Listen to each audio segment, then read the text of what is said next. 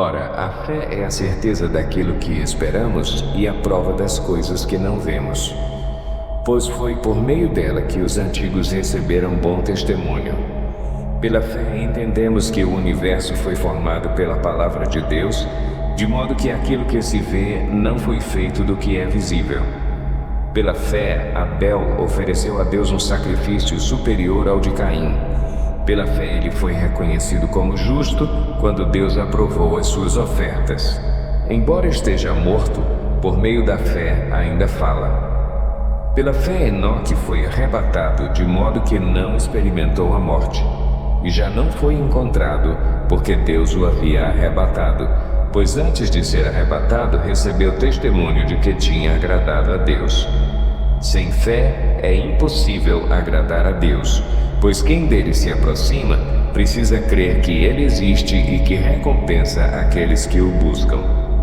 Pela fé Noé, quando avisado a respeito de coisas que ainda não se viam, movido por santo temor, construiu uma arca para salvar sua família.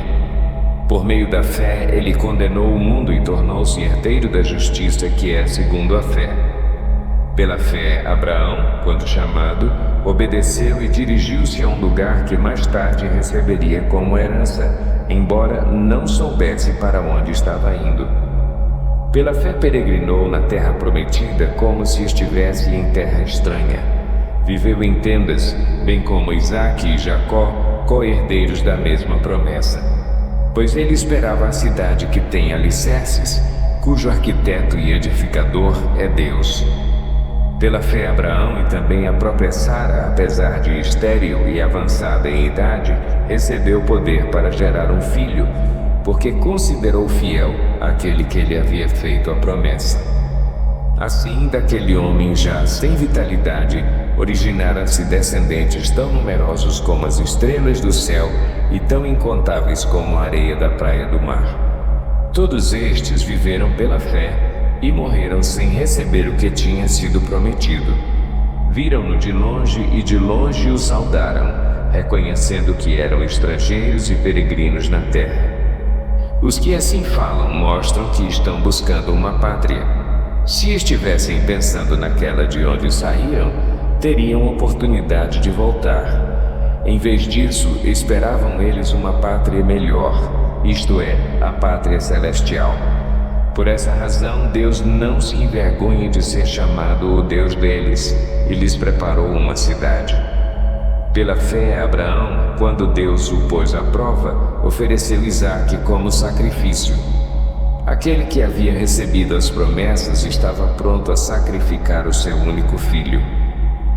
Embora Deus lhe tivesse dito, por meio de Isaque a sua descendência será considerada, Abraão levou em conta que Deus pode ressuscitar os mortos e, figuradamente, recebeu Isaque de volta dentre os mortos. Pela fé, Isaque abençoou Jacó e Esaú com respeito ao futuro deles.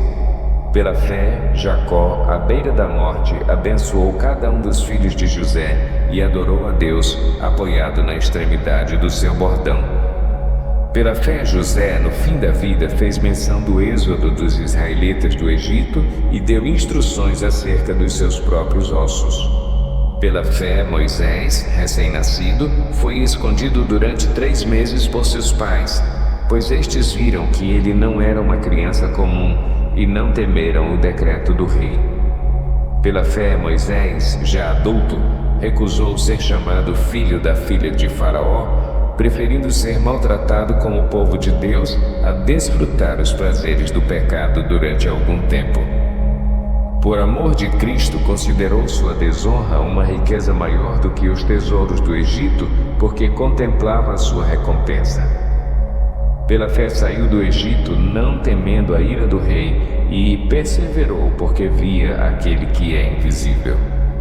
Pela fé celebrou a Páscoa e fez a aspersão do sangue para que o destruidor não tocasse nos filhos mais velhos dos israelitas.